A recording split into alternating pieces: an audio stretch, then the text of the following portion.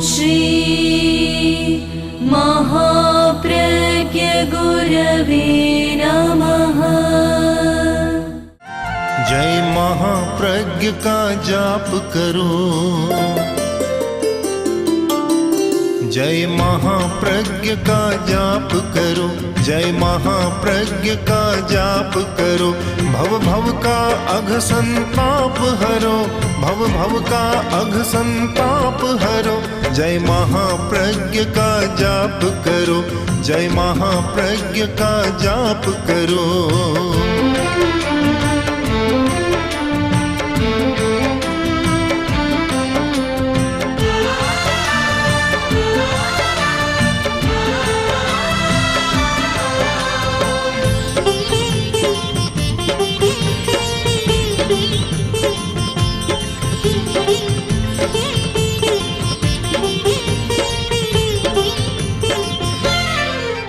जिस व्यक्ति ने जन्म लिया है वह जीता है।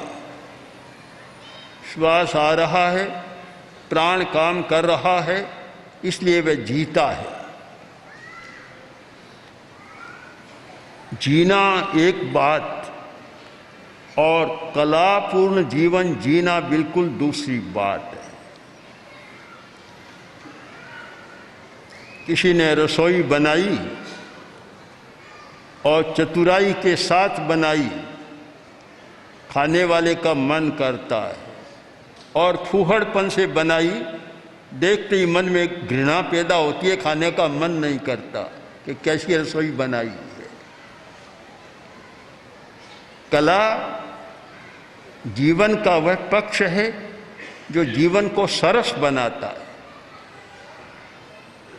दो शब्द हमारे साहित्य में प्रचलित हैं, सरस और विरस या नीरस। जिसमें रस है और जिसका रस चुक गया, ईख को चूसा, पहले तो रसमय था, चूस लिया, छिलका हो गया और अब जलाने के काम आ रहा है। जितने भी फल हैं रस हैं, तब तो काम के हैं, मौसमी हो और कोई भी हो, रस सूख गया निकम्मा सा बन जाता है। एक रसहीन और एक रसयुक्त, सरस और नीरस। जीवन भी रसमय रहे। मैं नीरस को पसंद नहीं करता, नीरस कभी आनंद नहीं देता, रस जीवन को आनंद से भर देता है।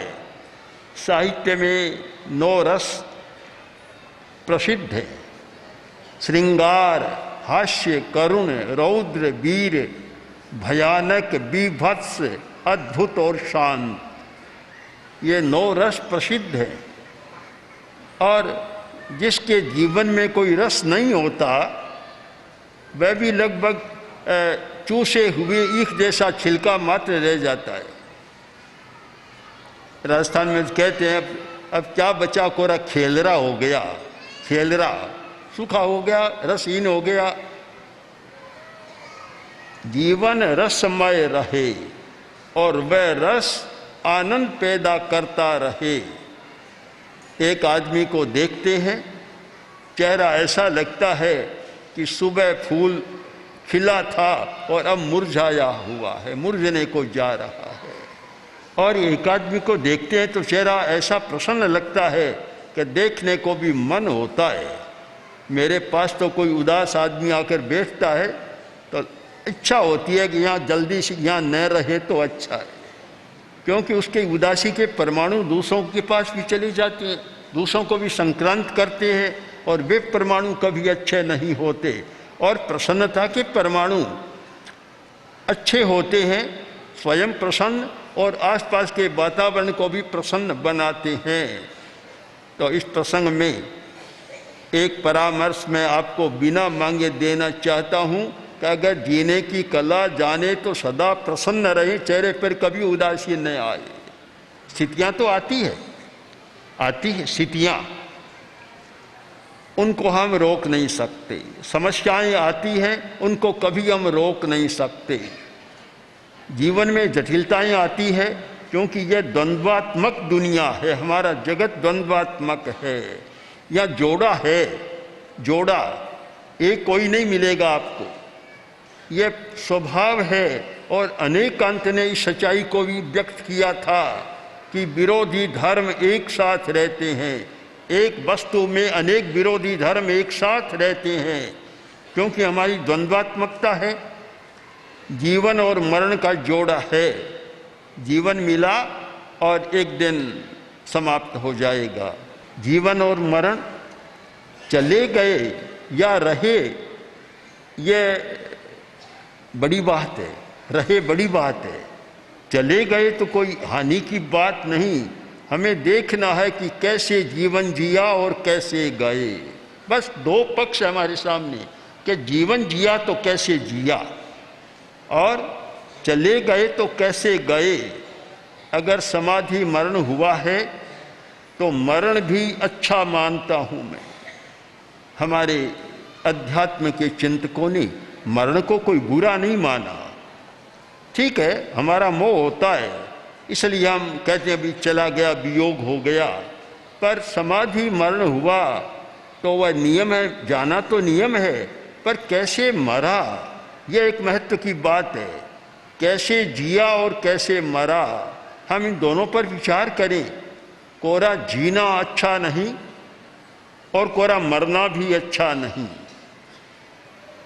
जयंती ने प्रश्न पूछा, क्या सोना अच्छा है कि जागना अच्छा है? जयंती वैशाली गणराज्य की सदस्या थी और बड़ी महत्वपूर्ण राजकुमारी थी। महावीर से पूछा कि बनते सोना अच्छा है कि जागना अच्छा है?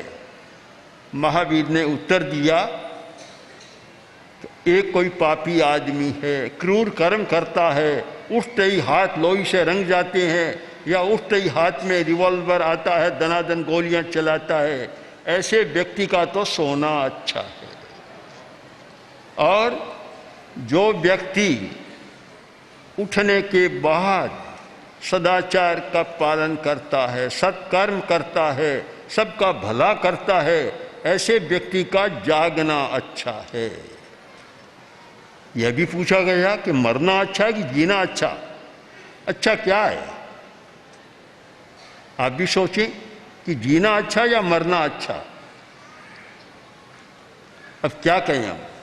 अगर ये कहें जीना अच्छा है तो बहुत लोग नारकीय जीवन जी रहे हैं, बहुत लोग क्रूरता का जीवन जी रहे हैं।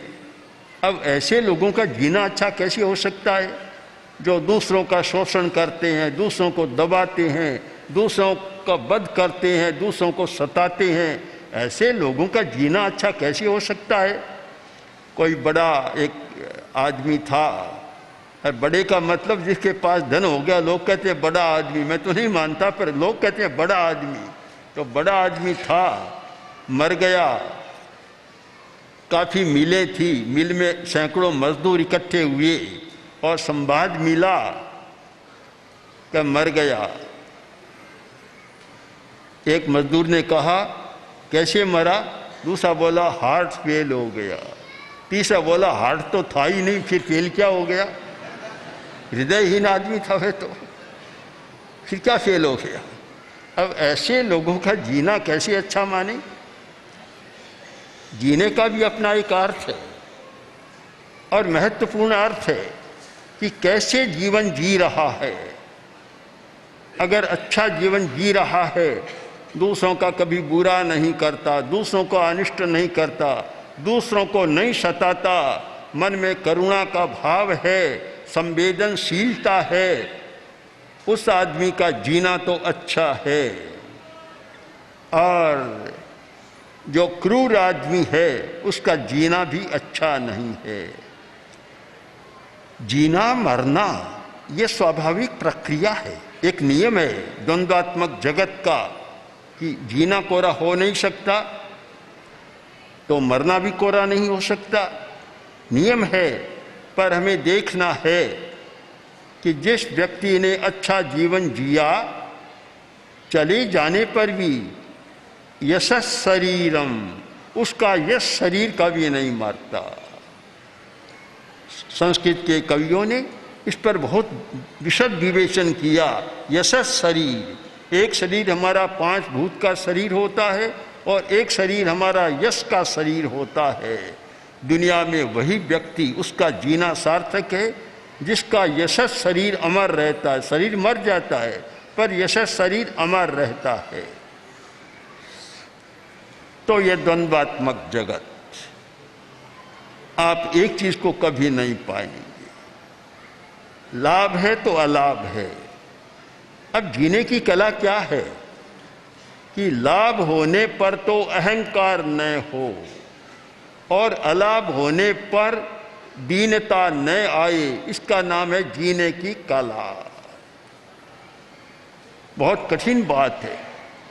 लाभ होता है, इतना अहंकार में आ जाता है कि बस नीचे नहीं देखता, केवल आकाश को ही देखता है, धरती पता ही नहीं लगता, धरती को भूल जाता है।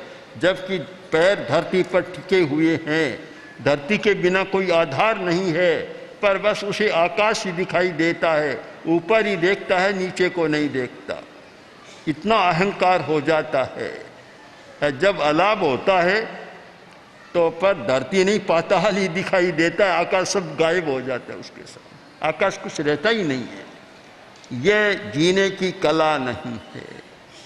जीने की कला लाभालाभ है, लाभ और अलाभ में सम रहना, यह जीने की कला है। काम तो बड़ा कठिन है, बहुत कठिन बात है कि लाभ और अलाभ में समान रहना बहुत मुश्किल है। किंतु जो व्यक्ति सच्चाई को जानता है, प्रकृति के नियम को जानता है और सच्चाई के साथ जीता है, वह व्यक्ति सचमुच ऐसा बन जाता है और इस आनंद को प्राप्त कर लेता है। एक जोड़ा सुख और दुख का है। जीवन में कभी सुख आता है और कभी दुख आता है। सुख आने पर सब बातें भूल जाता है। जो पाठ पढ़ाया था, सुख का समय आया, सब बातों को भूल गया, मोह में चला गया। दुख आया तब सब बातें याद आने लग गई कि ये कहा था, मैंने कुछ किया नहीं। वह व्यक्ति कला पूर्ण जीवन जीना नहीं जानता। जीवन की कला है कि सुख में भी एकदम शांत रहे और दुख में भी शांत रहे, कहीं भी कोई अंतर दिखाई न दे। बहुत लोग ऐसे मिलेंगे महान व्यक्ति कि दुख की स्थिति में भी दूसरों को पता नहीं लगता कि ये दुख का जीवन जी रहे। बड़े गंभीर होते हैं, बड़ी साधना होती है, कोई अंतर नहीं दिखाई देता। और ऐसे लोगों को हमने देखा है, सुना है, पढ़ा है कि हर स्थिति में समान। बड़ा कठिन है लाभ अलाभ में सम रहना, बहुत कठिन है। तो 3 द्वंद्व जोड़े सामने आ गए, जीवन मरण, लाभ अलाभ, सुख और दुख। ये 3 जोड़े हैं हमारे सामने। एक जोड़ा और है, और भी है, बहुत जोड़े हैं, सारे जोड़े ही जोड़े हैं। और यही तो अनेकांत का मर्म है कि दुनिया विरोधी धर्मों के साथ जी रही है। अब विरोधी धर्म ये स्वभाव है प्रकृति का, उनका स्वभाव है। आचार्य मल्ली सेन आचार्य हेमचंद्र के ग्रंथ पर टीका लिख रहे थे, शाद्वाद मंजरी टीका लिखी। जब प्रश्न आया कि एक ही वस्तु नित्य अनित्य कैसे हो सकती है, तो आचार्य मल्ली सेन ने लिखा, यदिदम भावेभ्यो रोचते तत्र केवयम। अगर यह स्वयं पदार्थ को रुचिकर है कि साथ रहना, विरोधी धर्म रहना, तत्र केवयम, हम कौन होते हैं उसको मिटाने वाले। यह स्वभाव है वस्तु का, विरोधी होना स्वभाव है, इसको आप अन्यथा न ले। एक है निंदा और प्रशंसा, सम्मान और अपमान। बड़ा कठिन काम है सम्मान और अपमान में सम रहना, बहुत मुश्किल है। पर जो व्यक्ति आगे बढ़ गया, महान बन गया, उसके लिए समान असमान, निंदा प्रशंसा का कोई फर्क नहीं रहता। महात्मा गांधी तीसरे दर्जे में ही यात्रा करते थे, क्योंकि उनके पास पैसा, तो धनी तो आदमी तो थे नहीं, धन कहाँ था उनके पास। उनके पास तो धन था संयम का, त्याग का, तपस्या का, और कोई बे उद्योगपति तो थे नहीं, कारखाने उनके थे नहीं, और सिद्धांत तय कमी कुछ भी नहीं थी, सारा राष्ट्र उनके लिए था, पर सिद्धांत तय तीसरे दर्जे की यात्रा करते थे। और रेल जा रही थी, वे सोए हुए थे।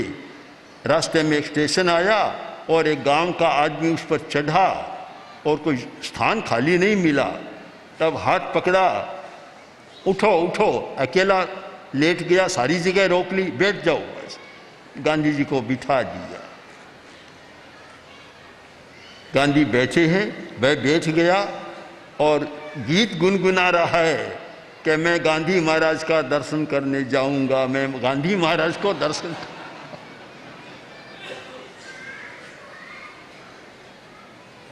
स्टेशन आया, लोग आए और महात्मा गांधी की जय नारे लगे, और देखा गांधी तो यही है, तब पैरों में आकर गिरा कि मैंने बड़ा अपराध किया, आपको उठा दिया, ऐसा कहा वैसा कहा। गांधी के कोई फर्क नहीं पड़ा कि भाई ठीक है, तुझे शान की जरूरत थी, बैठ गया, कोई बात नहीं है। जो चाहे तो अपमान करे, चाहे कोई सम्मान करे, उस स्थिति में सम रहे, सम, वह एक महानता की बात होती है। हमारे चौथे आचार्य थे जिनका नाम था जीतमल जी, जयाचार्य के नाम से प्रसिद्ध है। मारवाड़ का एक क्षेत्र, जोधपुर के आगे बाड़मेर जिला का जसोल की बात है, जो कि आचार्य भिक्षु का अनुयायी क्षेत्र है, तेरा पंथ का प्रमुख क्षेत्र है। तो वह जसोल जयाचार्य पधारे।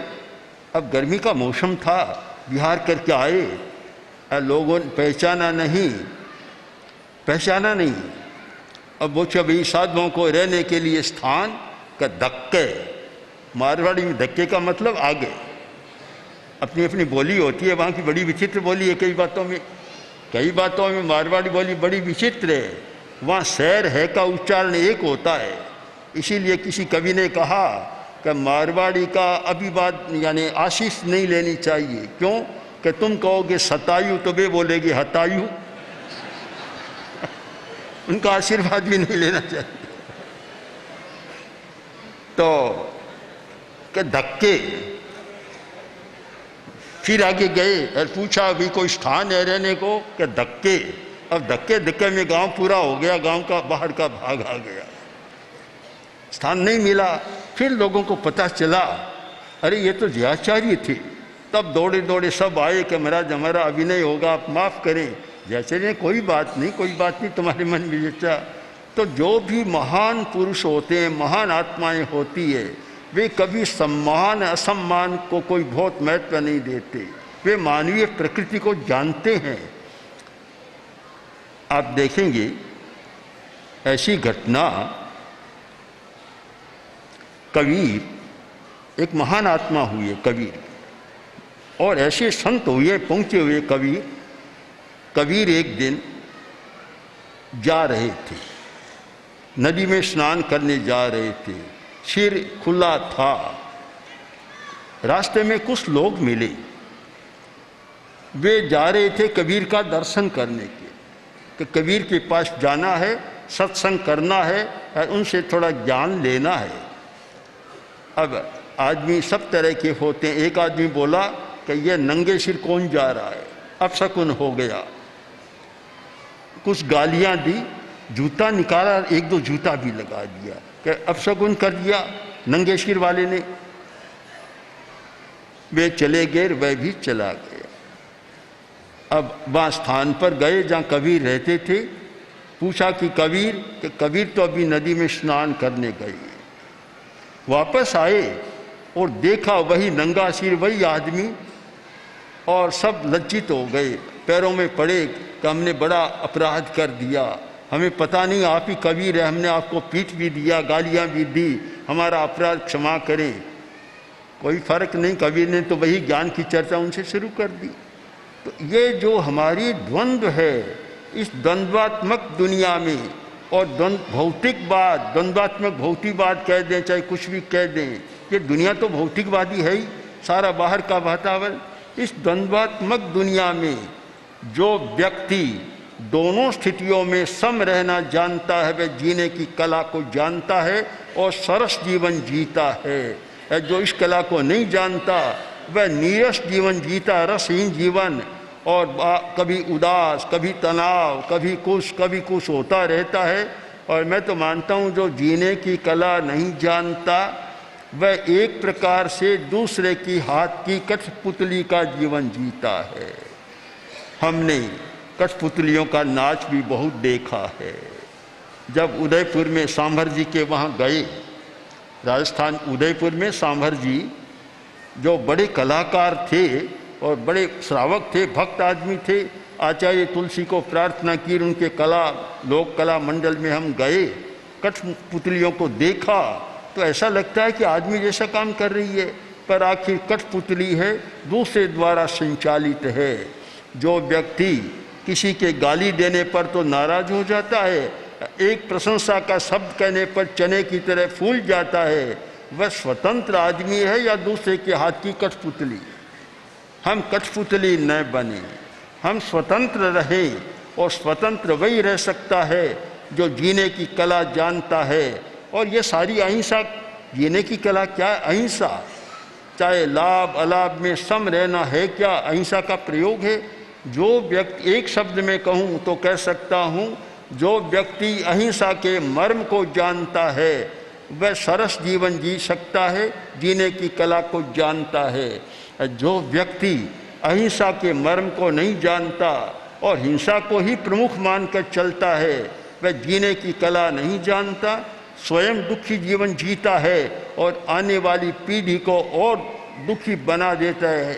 इसलिए हम जीने की कला को समझने का प्रयत्न करें, और जीने की सबसे बड़ी कला धर्म कह दो, अहिंसा कह दो, धर्म अहिंसा ही तो है, अहिंसा है, उसे समझने का प्रयत्न करें तो एक आनंद के साथ जी सकते हैं, और सरस जीवन हमारा दूसरों के जीवन में भी आनंद भर सकता है। ओम आर।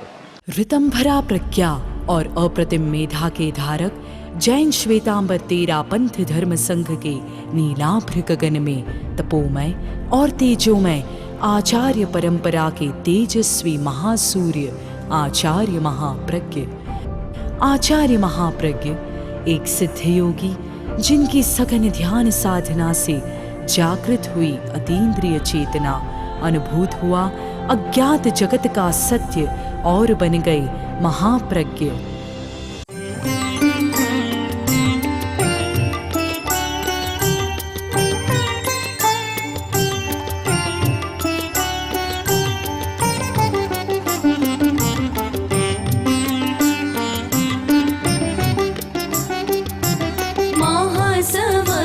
महाप्रज्ञ गुरुवर अर्घ्य आस्था का चढ़ाए, अमल ध्यानी विशद ज्ञानी अमर है तेरी ऋचाए। महासमर महाप्रज्ञ गुरुवर अर्घ्य आस्था का चढ़ाए।